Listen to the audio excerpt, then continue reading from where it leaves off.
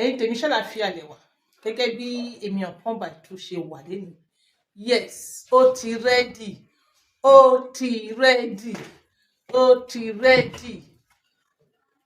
Yes, báwo lẹ ṣe ń lo retirement age yín, báwo lẹ ṣe ń lò nítorí àwọn mummies 60, 65, 70, even 80 tẹ̀sí ní strength nítorí wọ́n fi ṣe káyà mátà. Bẹ́ẹ̀ síbẹ̀síbẹ̀ náà àwọn obìnrin tó young wọ́n lè fi pé ara wọn ò jí pẹ́ tí kò gbé pépé mọ́. Ó ní bèbè ó ní blue eye. Ẹ mọ̀ jẹ́ fi hàn yín ju báyìí lọ. Bèbè ó ní blue eye. Bèbè ó ní blue eye. So yé yín. Ẹ jẹ́ kí n sọ fún yín, when it comes to bèbè ó ní blue eye, kì í ṣe pé fún libido nìkan. Ó tún ní bó ṣe máa ń já fẹ́ríńjẹ́ní. Mo fún yín l'assignment, ẹ lọ wá ìtumọ̀ nǹkan tó ń jẹ́ fẹ́ríńjẹ́ní. Ó tún máa ń fún yàn ní fẹ́ríńjẹ́ní in everything. Bèbè ó ní blue eye. So yé yín, òun la kó síbí. So ó níye tí ọyọ kọ̀ọ̀kan jẹ́. Ó níye tí ọyọ kọ̀ọ̀kan jẹ́. Then flush ti ready. Gbogbo ẹ̀yin tẹ́ béèrè flush recently, flush ti ready ó ní. So yé yín, àlàáfíà yín òun ló jẹ mí lógún. Tó bá yẹ kó possible ní kí mọ̀mọ́ gbowó, àwa ọmọ gbowó bẹ̀ tó ṣe lẹ́la ká gbowó torí ibì kan làwọn náà ti lọ wá. So lórí ti tèmi ẹ tẹ̀lé mi ká lọ. Ẹ ṣe kí ni ẹ tẹ̀lé mi ká lọ. Ó ní gbẹ́rẹ́ wà o, gbẹ́rẹ́ àdúdú ó wà. Àmọ́ fún update ńlá ẹ tẹ̀lé mi ká lọ. Thank you.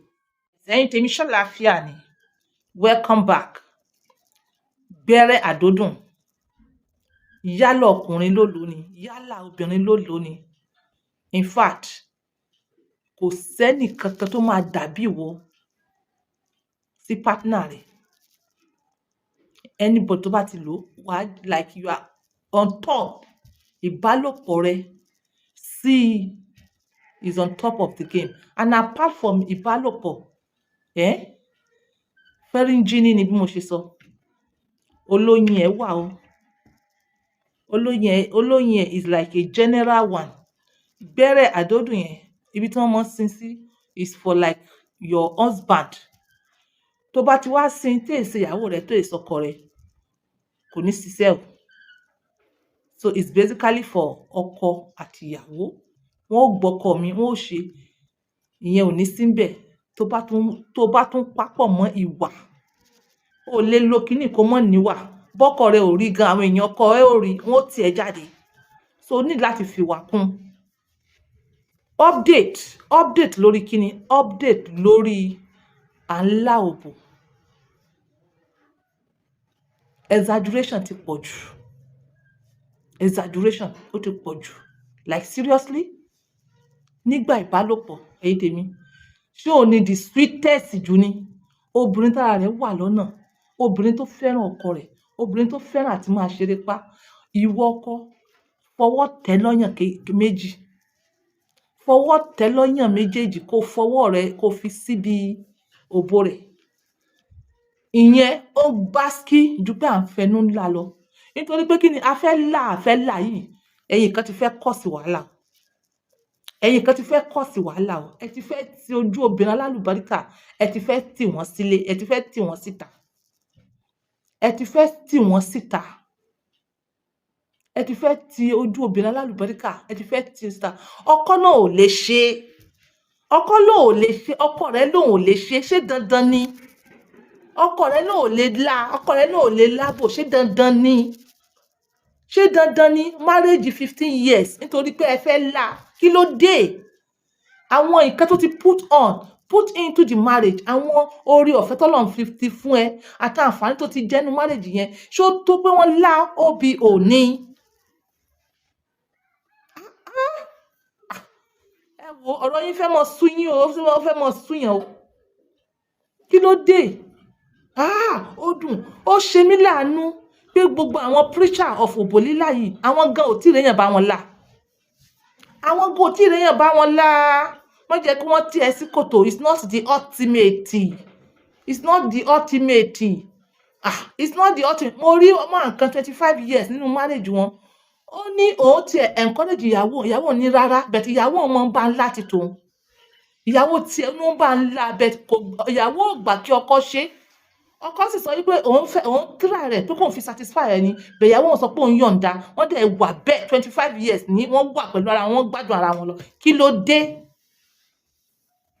Kí ló dé? Ṣé èèyàn fẹ́ lá òbò? Ìyẹn dàbí ẹni pé a fẹ́ jẹun, ebi ń pa wá, a fẹ́ jẹ ebi pa wá, tó wá róúnjẹ tó dùn mẹ́ni. Ẹ ní bẹ̀rù Ọlọ́run, ẹ má ti àwọn obìnrin síta. Ẹ jẹ́ ká respect marriage institution yìí.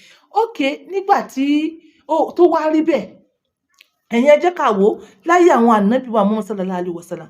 Ìyàwó wọn fi wọ́n lẹ̀ lọ, àbí sorry. Ọkọ fi ìyàwó rẹ̀ lọ, wọ́n máa lọ ìrìn àjò Ọlọ́run. Wọ́n lè pẹ́, wọ́n á bá àwọn obìnrin yìí níbi tí wọ́n fi wọ́n sí. Inú àwọn obìnrin yìí ó dùn. Inú wọn ó dùn, wọ́n mọ expect ọkọ wọn.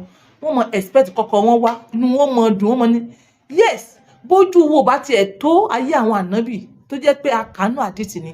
Ẹ̀yin ẹ wo àwọn ìyá wa lọ́jọ́ tipẹ́tipẹ́, àwọn bàbá wa tipẹ́tipẹ́, tí ọkọ bá lọ ìrìn àjò, tí ọkọ bá dé, báwọn ṣe máa ń kíyàwó.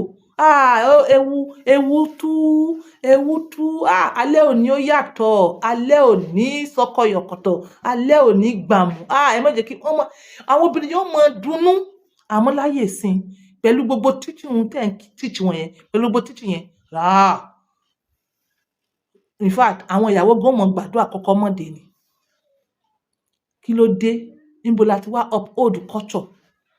Ibo la ti uphold culture? Ìkan tó dùn kíyàn máa ṣèbálòpọ̀ tó pọ̀ dáadáa, tó ju à ń lá kíní lọ. Nítorí pé kíni? Tí ọkàn obìnrin ò bá ti yọ̀ǹda sí, tí ọkàn ọkùnrin ò bá ti yọ̀ǹda sí, tí ọkọ wa ń bẹ̀rù pé kí ìyàwó má jáde síta, àbí ìyàwó ń bẹ̀rù pé kí ọkọ má lé ọ ní ẹlòmíì, bí ẹni pé ẹ force èèyàn ni. Tẹ́ bá dé force èèyàn kò lè dùn. This has to come with mutual understanding. Tó bá ti sí mutual understanding, kò lè dùn. Ọkọ àti ìyàwó tí wọ́n fi ọkàn sí pé àwọn fẹ́ ṣe kíní, òun ló dá. Ẹ̀yin èèyàn máa ń béèrè question yìí lọ́wọ́ mi jù. Èmi náà dẹ̀ ní ọpọlọ, mo máa ń fi diplomatic, mo máa ń fi answer rẹ̀ fún yín. Any on point, ṣé ó dáa? What is my business? Ó dáa àbí kò dáa? Tó bá tí ọkàn rẹ nígbàgbọ́ rẹ, mo ti sọ bẹ́ẹ̀ fún ẹ. Ọkàn rẹ nígbàgbọ́ rẹ. Tí ọkàn rẹ bá sọ fún ẹ pé kò dáa náà nù. Tó bá ṣe ẹ̀ṣẹ̀ ni. Ọkàn ló ti kọ́kọ́ sọ fún ẹ kó tó mọ béèrè lọ́wọ́ èmi ọ̀pọ̀, kó tó mọ béèrè ká pé só dà bí ò dáa. Àwọn ẹ̀ ó dáa o. Ó dẹ̀ ti mọ̀ lọ́kàn rẹ pé kò dáa, wàláì ó ti dẹ̀ṣẹ̀. Ẹni tí mo fi ń gbàdúrà, wàláì tó bá ṣe, àdúrà rẹ ò lè gbà. Nítorí pé kíni? O ti already ti judge ara rẹ. Àní ẹnu wa báyìí, àtọkàn wa báyìí la fi ń judge ara wa, la fi judge ara wa.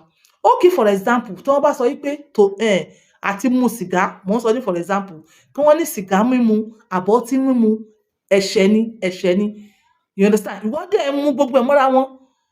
Wọn ò gbọ́ wàásí yẹn rí, ò gbọ́ rí pẹ́sẹ̀ ni, ò rí níbi kankan pẹ́sẹ̀ ni, ó kàn mú. Ṣó yé ẹ? Bí èmi ṣe gbọ́ wàásí, wọn ò lè kàǹtì ẹ̀ fún ẹ pẹ́sẹ̀ ni. As at that time, wọn ò lè kàǹtì ẹ̀ fún ẹ.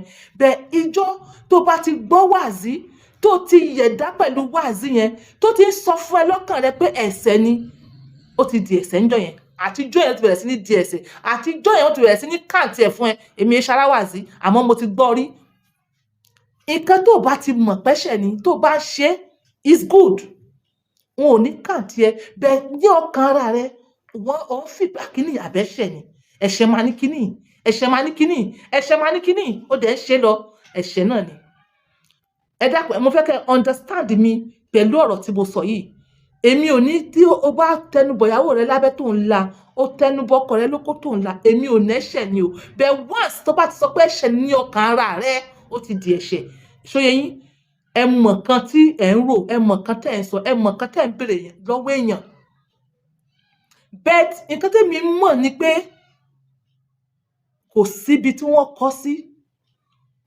Understanding, à ń bára wa ṣeré ìfẹ́ ni. Message ni. Kò ṣe pé o lọ, instead tí wàá fi lọ gbé bẹ́yàn kan ta, tó bá ṣe pẹ̀lú ọkọ rẹ tó ṣe pẹ̀lú ìyàwó rẹ kò sí nǹkan tó bad, mutual understanding ni. Tó bá force èèyàn ó ti dàbí ẹni pé ó fi ipá ó fi gbà kan lọ́wọ́ ẹ̀, ìyẹn dẹ̀ ní kò lè so èso rere. So ẹ má fi tipá ti ẹnu ìyàwó yín bọ̀, ẹ̀yin náà ẹ̀yin obìnrin ẹ má ti tipá tu ẹnu ọkọ yín bọ̀. Nǹkan tèmi mọ̀ again ó ní pé ó máa fún àwọn tó fẹ́ràn rẹ̀, fún àwọn tó máa ń relax nígbà ìbálòpọ̀, fún àwọn tó fẹ́ràn ọkọ wọn, tí ọkọ wọn bá wọn ṣe ó máa ń dùn mọ́ wọn. Kí ni mo sọ? Àwọn tó máa ń relax, àwọn tó gbádùn ìbálòpọ̀, àwọn tó fẹ́ràn ọkọ.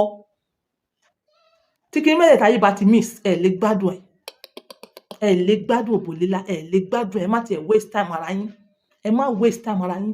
So there must be understanding, love, you understand? Pé kí èèyàn tún relax ara. Then gbogbo ẹ̀yin tó jẹ́ pé lórí àdódùn gbẹ́rẹ́ yìí tẹ́ ẹ bá ti sin ẹ má jẹ́ kí wọ́n tẹnu bọ̀ yín lẹ́nu kí wọ́n là o. At least ìjọ́ tẹ́ ẹ bá sin ìjọ́ kejì ẹ má jẹ́ kí wọ́n lá iṣẹ́, ẹ má jẹ́ kí wọ́n lá iṣẹ́ kúrò. Mo believe pé understand. Updates tí mo mú wá fún ilé ní nìyẹn pé gbogbo àwọn kò dùn bí wọ́n ṣe pariwo yìí, bí wọ́n ṣe heaven irọ́ ni, kò dùn bẹ́ẹ̀ yẹn. Ọ̀pọ̀lọpọ̀ àwọn tó ń pariwo yá ó dùn wọn ò lá wọn rí, wọn ò ṣe kí ni, wọn ò lá wọn rí. Ẹ má jẹ́ kí wọ́n deceive yín. This is on point by 2 using my words for this. Tẹ́ bá fẹ́ ra àwọn product tí mo show yín wájú, ẹ contact mi lórí 07015100651 07015100651. Yes, mo lè mọ̀ rántí àti kọ́. Bye for now.